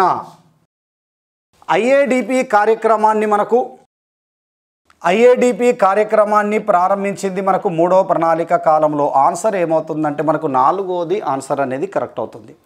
అంటే పథకంతో పాటు దాని సంవత్సరముతో పాటు అది ఏ ప్రణాళిక కాలంలో ఏర్పాటు చేసిందని గుర్తుంచుకోవాలి. ఐఏడిపిని వాస్తవంగా 1960 కానీ ఇంటర్మీడియట్ తెలుగు అకాడమీలో మాత్రం 64 గుర్తుంచుకోవాలి. మినిమం నీడ్స్ ప్రోగ్రామ్ 1974, ఐఆర్డిపి ప్రయోగాత్మకంగా 78, దేశవ్యాప్తంగా 80. ప్రైమ్ మినిస్టర్ గ్రామ సడక్ యోజన 2000 సంవత్సరంలో మనకు ప్రారంభించారు. అంటే ప్రణాళికలకు వెళ్ళి ఈ విధంగా క్వశ్చన్స్ అనేది అడుగుతున్నాడు. సెప్టెంబర్ 2018లో విలీనం చేయుటకు ప్రతిపాదించబడిన 3 జాతీయ బ్యాంకులు ఇవన్నాడు. ఇది ఏపీఎస్ఐ మెయిన్స్ 2018లో అడిగాడు. అంటే బ్యాంకులలో విలీన ప్రక్రియ గురించి అడిగాడు. 2014లో మోడీ అధికారంలోకి వచ్చిన తర్వాత ఇప్పటి వరకు 3 సందర్భాలలో బ్యాంకులను విలీనం చేయడం జరిగింది. 3 సందర్భాలలో విలీన ప్రక్రియ అంటే మొదటి సందర్భంలో 2017 ఏప్రిల్ 1వ తారీఖున ఎస్బీఐకి చెందిన 5 అనుబంధ బ్యాంకులతో పాటు భారతీయ మహిళా బ్యాంకును విలీనం చేశారు. ఇది ఫస్ట్ విలీన ప్రక్రియ. 2017 ఏప్రిల్ 1న ఎస్బీఐకి చెందిన 5 అనుబంధ బ్యాంకులతో పాటు భారతీయ మహిళా బ్యాంకును ఎస్బీఐలో విలీనం చేయడం అనేది జరిగింది. ఇది మొదటి విలీన ప్రక్రియ. 2018 ఏప్రిల్ 1వ తారీఖున బ్యాంక్ ఆఫ్ బరోడాలో 2 బ్యాంకులను విలీనం చేశారు. ఒకటి విజయ బ్యాంకును, 2 దేనా బ్యాంకును విలీనం చేశారు. విలీనం చేసుకున్న బ్యాంక్ ఏంటంటే బ్యాంక్ ఆఫ్ బరోడా. విలీనమైన బ్యాంకులు ఏంటంటే విజయ బ్యాంకు, దేనా బ్యాంక్. ఇది 2వ దశ విలీన ప్రక్రియ. 3వ దశ 2019 ఆగస్టులో ఆర్థిక మంత్రి నిర్మలా సీతారామన్ 10 జాతీయ బ్యాంకులను 4గా మార్చబోతున్నట్టు ప్రకటించింది. 10 జాతీయ బ్యాంకులను 4గా మార్చబోతున్నారంట. 10ని 4గా మార్చబోతున్నారంటే విలీనం అవుతున్న బ్యాంకులు ఏంటంటే 6, విలీనం చేసుకుంటున్న బ్యాంకులు ఏంటంటే 4. విలీనం అవుతున్న బ్యాంకులు 6, విలీనం చేసుకోబోతున్న బ్యాంకులు ఏంటంటే 4. ఈ విలీనం చేసుకోబోతున్న బ్యాంకులు 4 అంటే 1 Punjab national bank, 2 union bank of India, 3 Indian bank, 4 Canara bank. Punjab national బ్యాంకులో 2 బ్యాంకులను విలీనం చేశారు. 1 oriental bank of commerce, 1 United bank of India. Union bank of ఇండియాలో 2 బ్యాంకులను మెర్జ్ చేశారు. 1 corporation bank, 1 Andhra bank, 1 Indian బ్యాంకులో అలహాబాద్ బ్యాంకును విలీనం చేశారు. కెనరా బ్యాంకులో సిండికేట్ బ్యాంకును విలీనం చేశారు. విలీనం చేసుకున్న బ్యాంకులు ఏంటంటే 4. ఏ బ్యాంకులు 6 బ్యాంకులు ఇవే విలీనమైనవి. Oriental bank of commerce, united bank of India, corporation bank, Andhra bank, Allahabad bank, syndicate bank. విలీనం చేసుకున్న బ్యాంకులు 4: Punjab national bank, union bank of India, Indian bank, Canara bank. ఈ క్వశ్చన్ ఏమన్నాడు? 2018లో విలీనం చేయుటకు ప్రతిపాదించబడిన 3 బ్యాంకులు ఇవన్నాడు. Bank of Baroda, Vijaya bank, Dena bank. Bank of Baroda, Vijaya bank, Dena bank 3. ఈ విజయ బ్యాంకు, దేనా బ్యాంకులు దేంట్లో కలిసినాయంటే బ్యాంక్ ఆఫ్ బరోడాలో కలిసినాయి. కాబట్టి మనకు ఆన్సర్ ఏమవుతుందంటే ఇది అవుతుంది. అంటే బ్యాంకులలో విలీన ప్రక్రియ గురించి అడిగాడు కాబట్టి గతంలో ఎన్ని సందర్భాలలో విలీనమైనవి గుర్తుంచుకోవాలి. ప్రస్తుతం ప్రభుత్వ రంగంలో ఉన్న బ్యాంకులు ఎన్నంటే మనకు 12 ఉన్నాయి. ప్రభుత్వ రంగంలో ఎన్ని బ్యాంకులు ఉన్నాయంటే మనకు 12 ఉన్నాయి. 12లో అతి పెద్దది ఏంటంటే మనకు SBI. Next question, APSI mains 2019లో అడిగిన క్వశ్చన్, అంబార్ బాక్స్ అనే పదము క్రింది వాటిలో దీనికి సంబంధించింది అన్నాడు. ఇది గ్రూప్ 2 స్టాండర్డ్లో అడిగిన క్వశ్చన్. అంటే అంబార్ బాక్స్ అనే పదం ఏ చాప్టర్లో వస్తుంది, ఏ టాపిక్లో వస్తుంది ఐడియా ఉండాలి. ఈ అంబార్ బాక్స్ అనేది ఎక్కడి నుంచి తీసుకున్నంటే వర్తకం నుంచి తీసుకున్నాడు, ట్రేడ్ నుంచి తీసుకున్నాడు. వర్తకము ట్రేడ్ అంటే ఎక్కడి నుంచి, వరల్డ్ ట్రేడ్ ఆర్గనైజేషన్లో వస్తుంది. వరల్డ్ ట్రేడ్ ఆర్గనైజేషన్లో అగ్రిమెంట్ ఆఫ్ అగ్రికల్చర్ అనేది వాడుతుంటాట. వ్యవసాయ ఒప్పందాలు జరుగుతుంటాట. వ్యవసాయ ఒప్పందాలు 3 రకాల సబ్సిడీలు ఉంటాయి. ఒకటి అంబార్ బాక్స్ సబ్సిడీలు అని, బ్లూ బాక్స్ సబ్సిడీలు అని, గ్రీన్ బాక్స్ సబ్సిడీ అని 3 ఉంటాయి. అంబార్ బాక్స్ సబ్సిడీలు అంటే రైతులకు ఎరువులు, క్రిమిసంహార మందులు, విత్తనాలు మొదలైన వాటికి ఇచ్చే సబ్సిడీలను ఏమంటామంటే అంబార్ బాక్స్ సబ్సిడీలు అంటాం. ఇటువంటి సబ్సిడీలను సభ్య దేశాలు ఇటువంటి వాటిని రద్దు చేసుకోవాలని సభ్య దేశాలకు WTO అనేది మనకు తెలియచేయటం అనేది జరిగింది. ఇటువంటి సబ్సిడీల వలన రైతులు నష్టపోతున్నారు. మన దేశంలో ఉత్పత్తి చేయబడిన వస్తువులను ఇతర దేశాలకు ఎగుమతి చేయటం వలన ఆ దేశంలో రైతులు నష్టపోతున్నారు. కావున ఇటువంటి అంబార్ బాక్స్ సబ్సిడీలను రద్దు చేయాలని సూచించింది. భారతదేశానికి చెందిన ఎక్స్ అనే ఒక రైతు ఒక పంట పండించడానికి క్వింటాకు 100 రూపాయలు ఖర్చు అయింది అనుకోండి. అమెరికాలో ఇదే వస్తువు క్వింటాకు 150 రూపాయలు ఖర్చు అవుతుంది. భారతదేశానికి చెందిన ఎక్స్ అనే రైతు ఈ 100 రూపాయల క్వింటా 100 రూపాయలను అమెరికా దేశానికి ఎగుమతి చేయటం వలన ఆ దేశంలో రైతులందరూ మన దేశంలో వస్తువులను కొనుగోలు చేస్తుంటారు. దీనివలన ఆ దేశంలో రైతులు నష్టపోతున్నారు. కావున ఇటువంటి సబ్సిడీల వలన సభ్య దేశాలు అనేటి ఇటువంటి సబ్సిడీలు రద్దు చేసుకోవాలని సభ్య దేశాలకు WTO మనకు తెలియచేసింది. అంటే రైతులకు ఎరువులు, క్రిమిసంహార మందులు, విత్తనాలు మొదలైన వాటికి ఇచ్చే సబ్సిడీలని ఏమని పిలవచ్చు అంటే అంబార్ బాక్స్ సబ్సిడీలు. అది WTO వచ్చినప్పుడు దాని డీటెయిల్ గురించి మనకు వస్తుంటా ఉంటుంది, దాని బ్యాక్గ్రౌండ్ బాగుంటుంది. బ్లూ బాక్స్ సబ్సిడీలు అంటాం. పంట విరామము, క్రాప్ హాలిడే, పంట విరామం వలన నష్టపోయిన రైతులకు పరిహారము చెల్లించే వాటిని ఏమంటే బ్లూ బాక్స్ సబ్సిడీలు. అంటే పంట విరామం వలన రైతులకు చెల్లించే పరిహారాన్ని ఏమంటామంటే బ్లూ బాక్స్ సబ్సిడీలు అంటాం. గ్రీన్ బాక్స్ సబ్సిడీలు అర్థం వ్యవసాయ పరిశోధన సంస్థలు, నీటిపారుదల ప్రాజెక్టులు మొదలైన వాటిని కొనసాగించుకోవచ్చని వీటిని ఏమంటే గ్రీన్ బాక్స్ సబ్సిడీలు అంటాం. అంటే అగ్రిమెంట్ ఆఫ్ అగ్రికల్చర్లో 3 రకాల సబ్సిడీలు ఉంటాయి. ఒకటి అంబార్ అంటే రైతులకు ఇచ్చే సబ్సిడీ అని గుర్తుంచుకోండి, ఎరువులు, క్రిమిసంహార మందులు మొదలైనవి. బ్లూ బాక్స్ అంటే పంట విరామం వలన రైతులకు చెల్లించే పరిహారం, అధిక ఉత్పత్తి చేయకుండా రైతులకు చెల్లించే పరిహారం. ఇది వ్యవసాయ పరిశోధన సంస్థలకు, నీటిపారుదల ప్రాజెక్టులను కొనసాగించుకోవచ్చని వాటిని గ్రీన్ బాక్స్ సబ్సిడీలు అంటాం. దీంతోపాటు WTO గురించి కూడా మనకు 2 సందర్భాలు అడిగాడు. ప్రపంచ ఆర్థిక వ్యవస్థకు 3వ స్తంభం ఏంటని అడిగాడు WTO. ప్రపంచ ఆర్థిక వ్యవస్థకు 2వ స్తంభం ఏంటని అడిగాడు ప్రపంచ బ్యాంక్. WTOలో సభ్య దేశాలు వీటిని తొలగించుకోవాలని ఎన్ని సభ్య దేశాలు ఉన్నాయి? 164 సభ్య దేశాలు ఉన్నాయి. ఎప్పుడు ఏర్పాటు చేశారు WTO? 1995 జనవరిలో. దేని స్థానంలో? GATT స్థానంలో వచ్చింది మనకు వరల్డ్ ట్రేడ్ ఆర్గనైజేషన్. దీంట్లో అగ్రిమెంట్ ఆఫ్ అగ్రికల్చర్ గురించి చదువుకోవాలి, మల్టీ ఫైబర్ అగ్రిమెంట్ గురించి చదువుకోవాలి, ట్రిప్స్ అంటే ఏంటి చదువుకోవాలి, ట్రిమ్స్ అంటే ఏంటి చదువుకోవాలి, మోస్ట్ ఫేవరెట్ నేషన్స్ అంటే ఏంటి చదువుకోవాలి. ఇవన్నీ కూడా మనకు WTOలో వస్తాయి. WTO సభ్య దేశాలతోటి 2 సంవత్సరాలకు ఒకసారి సమావేశాలు ఏర్పాటు చేస్తుంటా ఉంటుంది అర్థం. రీసెంట్గా మనకు 2020లో కజకిస్తాన్లో సమావేశం జరగాల్సి ఉండే, కరోనా కారణంగా దాన్ని వాయిదా వేశారు. ఇది మనకు WTO నుంచి అడిగాడు, వర్తకం నుంచి. కాబట్టి అంబార్ బాక్స్ అనే పదం క్రింది వాటిలో దేనికి సంబంధించిందంటే వ్యవసాయ సబ్సిడీలకు సంబంధించినది.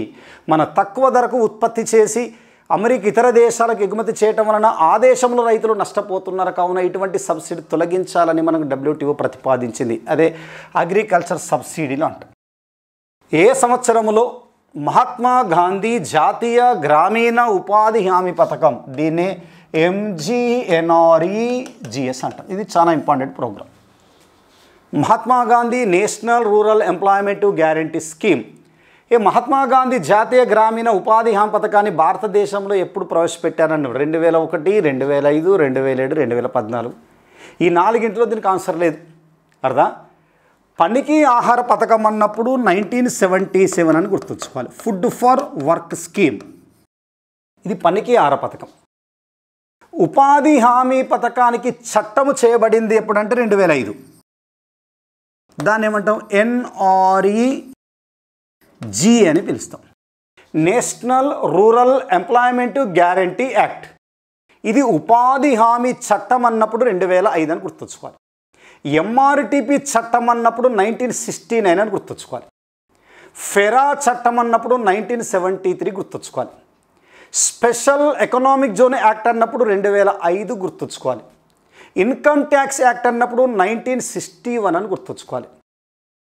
కరెన్సీ యాక్ట్ అన్నప్పుడు మనకు 1861 అని గుర్తుంచుకోవాలి. ఇది ఉపాధి హామీ పథక చట్టం చేసింది ఎప్పుడంటే 2005. చట్టం చేసిన తర్వాత 2006 ఫిబ్రవరి 2న NREGS అనే పేరుతో అనంతపురం జిల్లా నార్పాల మండలము బండ్లపల్లి గ్రామము నుండి ప్రధాని మన్మోహన్ సింగ్, సోనియా గాంధీ, యూపీఏ చైర్పర్సన్ సోనియా గాంధీ 200 జిల్లాలలో ప్రయోగాత్మకంగా ప్రారంభించారు. ఎప్పుడు? 2006లో ప్రారంభించారు. 2007 ఏప్రిల్ 1న మరో 130 జిల్లాలో ప్రారంభించారు. 2008 ఏప్రిల్ 1 నాటికి దేశవ్యాప్తంగా అమల్లోకి వచ్చింది. ఉపాధి హామీ పథకాన్ని దేశవ్యాప్తంగా ఎన్ని దశల్లో అమలు చేశారంటే 3 దశలు.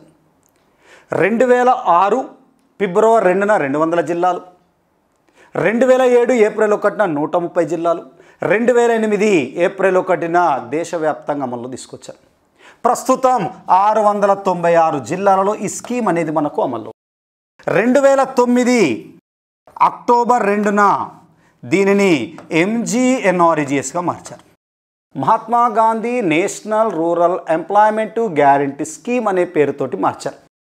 అంటే ఉపాధి హామీ పథకం చట్టం అన్నప్పుడు మనకు 2005, జాతీయ ఆహార భద్రత చట్టం అన్నప్పుడు 2013, పనికి ఆహార పథకం 77, ఉపాధి హామీ పథకం 2005, అట్లా ఉపాధి హామీ పథకం NREGS అనే పేరుతో 2006, 2009 నుంచి మహాత్మా గాంధీ అనే పదాన్ని చేర్చారు. MGNREGS అంటే 2009 దీంట్లో లేదు, 2006లో దీంట్లో లేదు. కాబట్టి ఏది ఆన్సర్ ఇచ్చాడంటే 2005లో ఇచ్చాడు. వాస్తవంగా ఇదేంటిది? ఉపాధి హామీ పథకానికి చట్టం చేయబడిన సంవత్సరం. 2020-21లో MGNREGSకు ఎంత కేటాయించారు? 61,500 కోట్లు కేటాయించారు. ఇది ఉపాధి హామీ పథకానికి కేటాయించారు. దీంట్లో కరెంట్ ఇష్యూస్లో ఏం చదువుకోవాలి? కరోనా వ్యాప్తి కారణంగా వలస కార్మికులు తమ సొంత గ్రామాలకు వెళ్ళి ఎటువంటి ఉపాధి అవకాశాలు లేక పేదరికంలోకి వెళ్ళిపోతున్నారు. దీన్ని కేంద్ర ప్రభుత్వం గమనించి అత్యధిక వలస కార్మికులు వెళ్ళిన 116 జిల్లాలను గుర్తించి ఉపాధి హామీ పథకం యొక్క వేతనాల రేటును 20 రూపాయలకు పెంచారు. అంటే 182, ఎగ్జాంపుల్ 182 ఉంటే 202కు పెంచారు. ఉపాధి హామీ పథకం యొక్క కూలీల రేటు 20 రూపాయలు పెంచడం అనేది జరిగింది. ఏది? అధిక వలస కార్మికులు వెళ్ళిన 116 జిల్లాలను గుర్తించి ఉపాధి హామీ పథకం యొక్క వేతనాల రేటును 20 రూపాయలు పెంచడంతో పాటు పని దినాలను 100 రోజుల నుంచి 125 రోజులకు పెంచడం అనేది జరిగింది. ఇది కరెంట్ ఎకానమీలో మనకు గుర్తుంచుకోవాల్సిన అంశం. ఎన్ని జిల్లాలను గుర్తించింది? అధిక వలస కార్మికులు వెళ్ళిన 116 జిల్లాలను గుర్తించి వేతనాల రేటు 20 రూపాయలతో పాటు పని దినాల సంఖ్య ఎంత పెంచిందంటే 25 రోజులు పని దినాలు పెంచింది. అందుకే ఉపాధి హామీ పథకం మహాత్మా గాంధీ 2009 అంటే కరెక్టే. ఉపాధి హామీ పథకం ఏది కాదన్నప్పుడు ఏది కాదన్న ఆన్సర్ ఉండాలి ఇక్కడ. అందుకే ఉపాధి హామీ పథక చట్టం 2005లో ఉంది కాబట్టి దాన్ని ఆన్సర్ ఇచ్చాడు మనకు. అర్థం? భారతదేశంలో గ్రామీణ ప్రాంతంలో అమలవుతున్న ఏకైక వేతన ఉపాధి పథకం ఏంటంటే మనకు MGNREGS, Mahatma Gandhi national rural employment guarantee scheme. ఈ స్టాండర్డ్లో క్వశ్చన్స్ అడుగుతున్నాడు కాబట్టి గుర్తుంచుకోవాలి. ఎకానమీలో మనం చదవాల్సిన రిఫరెన్స్ బుక్లలో షామ్ ఇన్స్టిట్యూట్ డిజైన్ చేసిన ఇండియన్ ఎకానమీ మెటీరియల్తో పాటుగా class room notes, class room నోట్సే హై స్టాండర్డ్లో ఉంటుంది. గతంలో చెప్పాను మీకు స్టార్టింగ్లోనే, ఎకానమీ ఇన్స్టిట్యూట్లో 80 గంటలు ఇస్తుంటా అంటాడు సార్. గ్రూప్ 2 స్టాండర్డ్లో మన ఎకానమీని బోధిస్తున్నాం కాబట్టి క్లాస్ రూమ్ నోట్స్తో పాటుగా మీకు daily test papers, weekly test papers, grand test పేపర్లతో పాటు ఈ మెటీరియల్ మీకు అందుబాటులో ఉంటుంది. అర్థం, ఎటువంటి రిఫరెన్స్ బుక్స్ అనేది అవసరం లేదు. సిలబస్తో పాటు ఎప్పటికప్పుడు ఇన్స్టిట్యూట్లో సిలబస్ అనేది అప్డేట్ అవుతుంది. అర్థం, ఏదో పాత బుక్కులు ఇవ్వడం అనేది శ్యామ్ ఇన్స్టిట్యూట్ చరిత్రలో మనకు ఉండదు. అర్థం, మెటీరియల్ అనేది ఎప్పుడు 2 monthsకి ఒకసారి మనకు అప్డేట్ అవుతుంటా ఉంటుంది. అంటే రన్నింగ్ నోట్స్తో పాటుగా శ్యామ్ ఇన్స్టిట్యూట్ మీకు ఇచ్చే మెటీరియల్ ఈ రెండు చదువుకుంటే ఎస్ఐలో 20 మార్కులు, మీకు కానిస్టేబుల్లో 10 మార్కులు, జనరల్ స్టడీస్లో ఎకానమీ నుంచి వస్తున్నాయి. కాబట్టి ఈ రెండు తప్ప మిగతా నోట్స్ అనేది అవసరం లేదు. కరెంట్ ఎకానమీ కూడా మీకు దీంట్లోనే ఉంటుంది. కరెంట్ ఎకానమీ ఇటీవల వచ్చిన స్కీమ్స్ కావచ్చు, ఇటీవల వచ్చిన ఆర్థిక వ్యవస్థలో మార్పులు కావచ్చు, ఆత్మ నిర్భర్ భారత్ గురించి కావచ్చు, ప్రధానమంత్రి గరీబీ కళ్యాణ్ యోజన గురించి కూడా కావచ్చు. దీంతోపాటు శ్యామ్ ఇన్స్టిట్యూట్ మీకు అందిస్తున్న ఒక ఆఫర్ ఏంటంటే, ప్రస్తుతం కోవిడ్ కారణంగా గవర్నమెంట్ ఇంకా ఆఫ్లైన్కు అనుమతి ఇవ్వలేదు. కాబట్టి ఆఫ్లైన్ ఫీజు కడితే ఆన్లైన్ అనేది మీకు ఉచితముగా అందించబడుతుంది. ఆఫ్లైన్ స్టార్ట్ అయిన తర్వాత అదే ఫీజుతోటి మీకు ఆఫ్లైన్కు రావచ్చు.